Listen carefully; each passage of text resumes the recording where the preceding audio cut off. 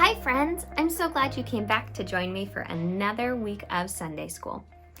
Last week we learned all about Elijah and the prophets of Baal and how God is all powerful. He's like the ultimate superhero. The prophets of Baal prayed to their fake god that he would light their altar on fire, and of course it didn't happen. And Elijah prayed to God and then poured water all over his altar, and fire came down from the heavens and lit it up. It was so cool.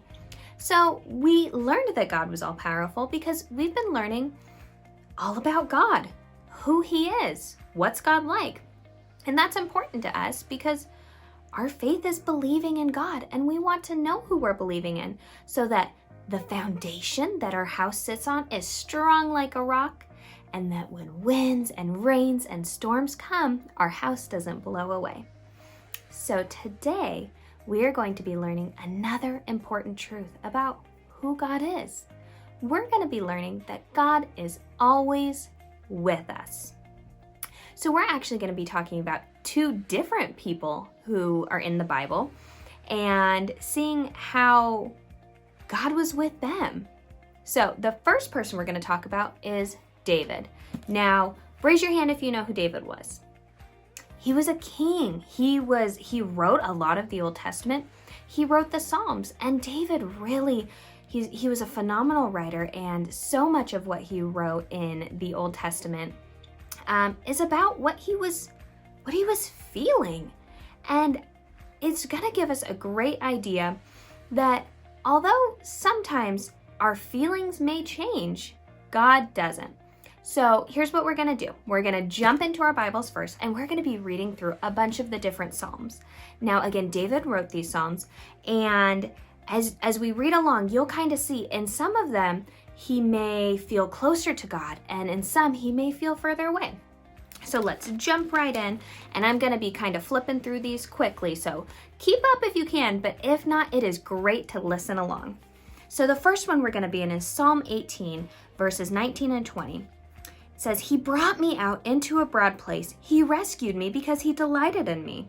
The Lord dealt with me according to my righteousness, according to the cleanness of my hands, he rewarded me." So does that sound like he felt close to God or far away? Probably close. So let's go ahead and flip to another one. We're going to be in Psalm 22, verses 1 and 2. David says, my God, why have you forsaken me? Why are you so far from saving me? From the words of my groaning, oh my God, I cry by day, but you do not answer, and by night I find no rest." What do you think there? Do you think he was feeling close to God or far away? I think far away. So let's go ahead and look at another one. We're going to be in Psalm 39 and verses 12 and 13. "Hear my prayer, O Lord, and give ear to my cry. Hold not your peace at my tears, for I am a sojourner with you, a guest like all my fathers. Look away from me that I smile again, and before I depart am no more." That one sounds like he probably doesn't feel very close to God at that time.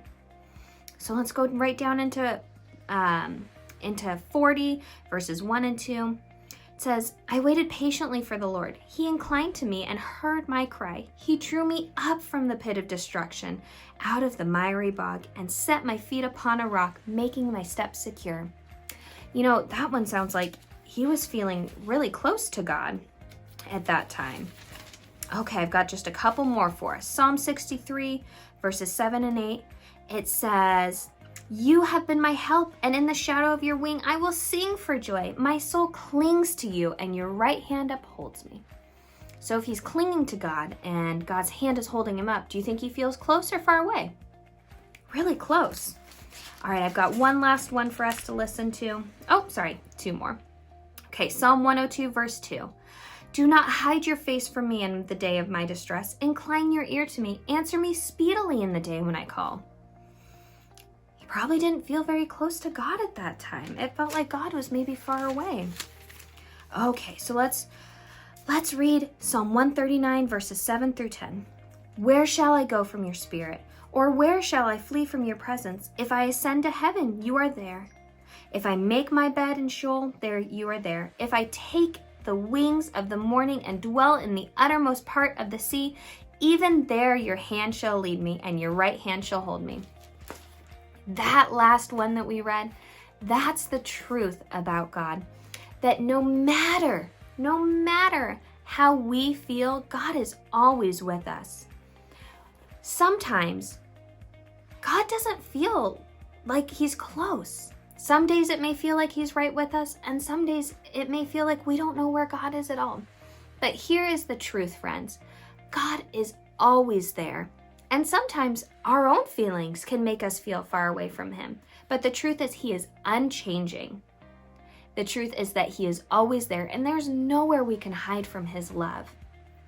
So in the book of 2 Kings, there's this really great story of a prophet named Elisha, which is very similar to Elijah, who we learned about last week. This prophet's name was Elisha, and in chapter 6, you can read all about this incredible story. And I'll kind of give you the summary of it here, but I encourage you, go read it this week. It's a really incredible story that I think beautifully illustrates how God is always with us, even though we may not be able to see him with our eyes. So this army is coming to attack, and there are people around Elijah that are saying, we're worried, they're gonna defeat us, we don't know what to do. And Elijah prays to the Lord. He says, Elijah, reveal to them, allow them to see what I see. And it says, it was a servant of Elijah that the Lord allowed him to see.